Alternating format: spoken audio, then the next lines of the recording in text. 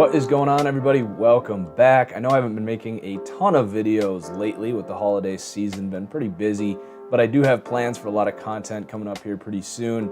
Hopefully more franchise content. We've got a new league starting up. It's going to be hopefully a 32-man league, highly sim, so a lot of tight rules. We are looking to fill some spots with players that are going to follow the rules and play every 3 days. It's gonna be a pretty serious league. If you're interested, we'd love to have you. Send me a Twitter message at TFG_football. We'll get you in there and get you a team picked.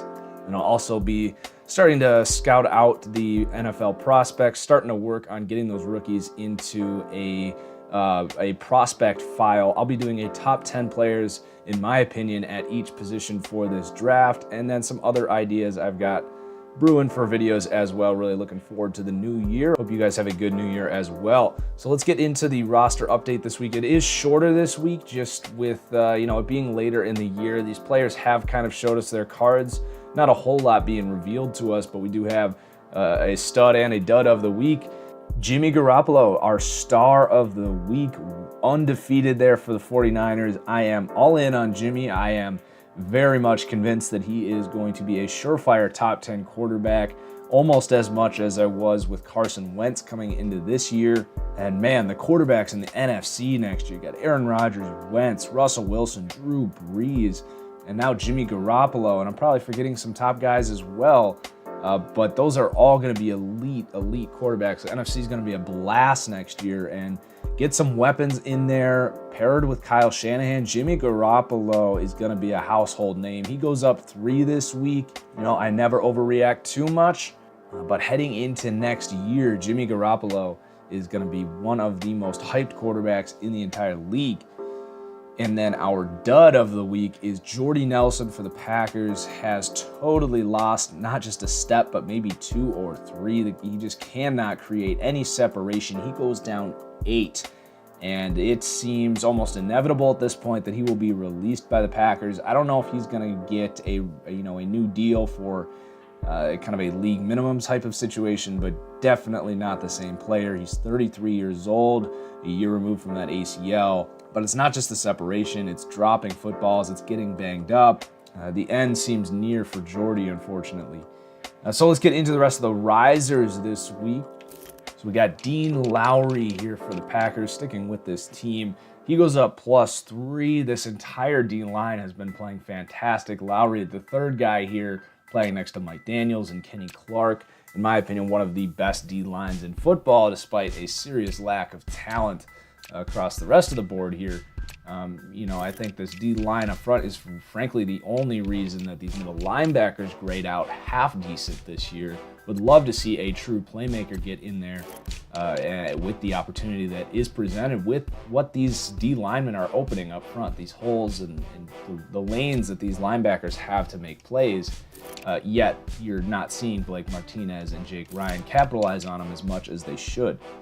Anyway, moving on, sticking in the NFC North, however, we've got Kyle Fuller for the Bears has been playing real well, getting healthy in a contract year, so he comes up +1. He is now in that 80 range, which makes him a very valuable corner on this roster. And he's about to get paid a lot of money, and I think it's going to be for the Bears. They don't really have a true answer as the number 1 corner. And Fuller's just a player I really like. I think he's a big playmaker, but he's got the athleticism to keep up with the best receivers in the league. He's got the size. And I would think that this defense is actually going to continue to grow. They got some youth, and with a number 1 corner, that definitely doesn't hurt. And then on to the Broncos, we have Shaq Barrett moving up this week. He's been getting after the quarterback for a defense that has frankly been much better over the last month than they were in the heart of the season. So Shaq Barrett goes up +2 this week. Another outside linebacker here that's been going up all year is going to be Junior Galette, who frankly I did not think was going to reemerge, but he has. So he goes up +1. He's a 77 now, getting after the quarterback. Really almost a full-time starter here. I mean, they rotate all these outside linebackers, Kerrigan, Galette, and Preston Smith primarily. But a pretty good pass rush, kind of an underrated one there in Washington. That's definitely been a focus for this team the last couple of years, improving that pass rush, and it's paying dividends.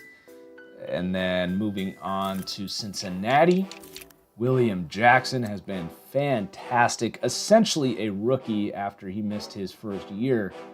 But him and Kirkpatrick, that is a good duo of corners. We saw these guys get after that Detroit receiving core, who is actually one of the better, most underrated groups in the NFL. Definitely winning their matchups last week. These two guys are locked in as the 1 and 2 next year. But also Darqueze Dennard goes up. He had a very slow start, but he's been playing much better lately. You know, Pac-Man has been out of the lineup. He's on IR. So Dennard's been in there playing pretty well. I probably just had him a little low. So he goes up +3 this week. Though I'm not sure they're going to pick up his 5th year, which is like an $8 million cap hit. He might hit the free agent market. Could be looking at a Prince Amukamara type of contract there for him. For the Jets, just a collection of underrated assets here. Josh Martin's been playing great all year. He has really become the starting pass rusher here on the right side. And he goes up +1. And then on the D-line, we got a couple guys who played well this week. Mike Pennell goes up +1. And then Xavier Cooper again this week. Went up last week after starting for Muhammad Wilkerson, and then played well in run defense yet again this week. Starting to see some of his potential there. And Todd Gurley goes up again, so +2 for Todd Gurley, which means he's now breathing right down the necks of those top running backs. I do still think that both Bell and Johnson create a little more on their own. Gurley has had a fantastic opportunity. I feel slightly the same way about Gurley as I do about Jared Goff, where just when everything's working as well as it is, I think you do need to take a step back and, you know, credit everyone and not so much one specific player. But Gurley, probably the MVP by my vote. And if they were to lose him, it would be the cog that they couldn't lose. Obviously, Jared Goff is a big piece as the quarterback there as well, but just give credit where credit's due, I suppose. Todd Gurley +2. For the Dolphins, we got some movement on this D-line. We got Charles Harris going up +2. The rookie has been really getting more and more reps lately, getting after the quarterback.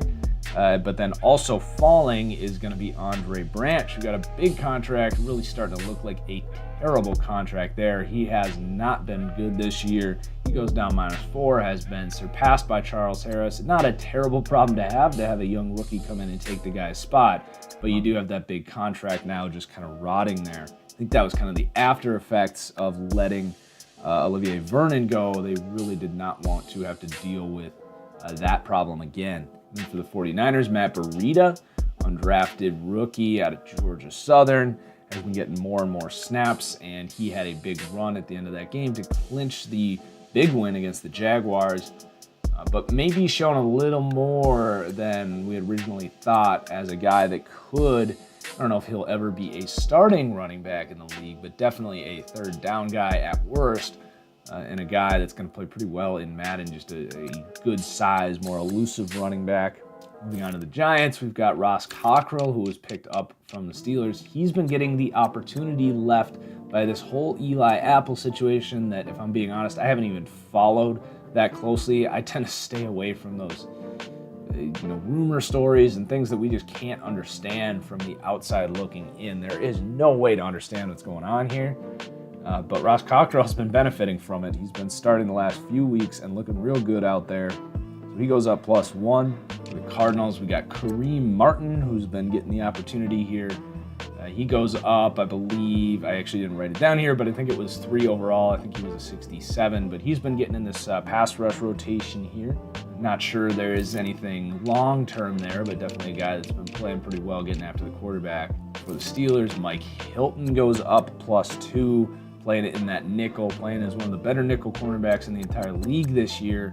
What do you have? 2 sacks, and his coverage has actually been pretty decent. Always love seeing those undersized corners make a name for himself in the NFL. And then we've got a few guys getting created this week. You got a cornerback, speaking of undersized cornerbacks for the Colts.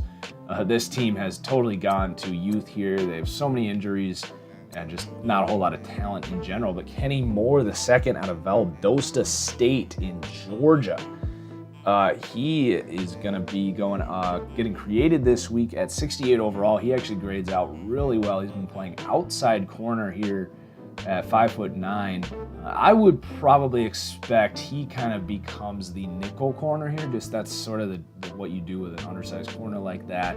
Long term, you wouldn't want this guy covering Allen Robinson, DeAndre Hopkins, maybe Corey Davis, these big receivers in this division, and just every team has a guy like that.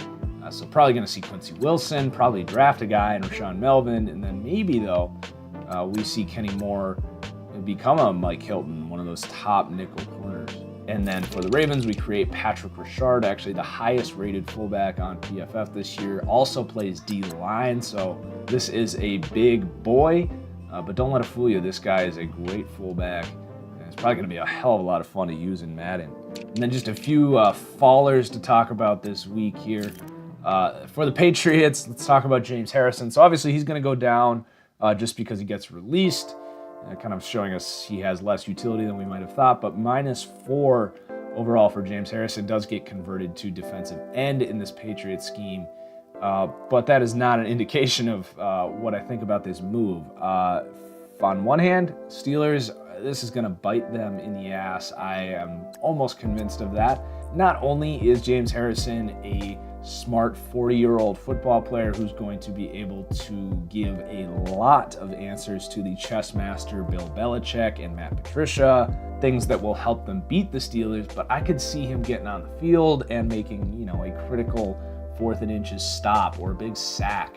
And his stamina is very low. You're not going to be able to start James Harrison if you're using any kind of normal sliders. He's just going to get too tired. But you get him in there on 3rd down and let him loose, make some plays. He still is a monster physically, at least as far as his strength. He's going to be able to manhandle some players. I'm really, really interested to see how this all plays out. And Steelers fans are sick of hearing about it. We all knew where he was going the second it got released. That was not the surprise. The surprise was that the Steelers let it happen. Yeah, he might not play for you, but you got to have a little foresight as well. And it may have cost this team a Super Bowl. And then the last faller here is going to be back to the Packers. Not just Jordy going down, but Geronimo Allison had the big fumble that ended the Packers season against the Panthers. And then in a game last week where pretty much all these guys were out, Jordy left the game, Randall Cobb is still just Randall Cobb, a guy that's going to play in the slot, and then Devontae Adams was out. Man, did Geronimo Allison fail to step up here. This Packers team is going to desperately need some playmakers here. So that does it for the update this week. Let me know your thoughts on the changes this week. Again, message me on Twitter at TFG_football if you want in that 32-man league. We are looking to fill about 10 to 15 more spots. So we got plenty of room. If you're interested in a heavy competition, heavy sim league with some tight rules on trades and stat regulation and all that stuff, definitely let me know. Thanks, everyone. Cheers. We'll see you next time. Peace out.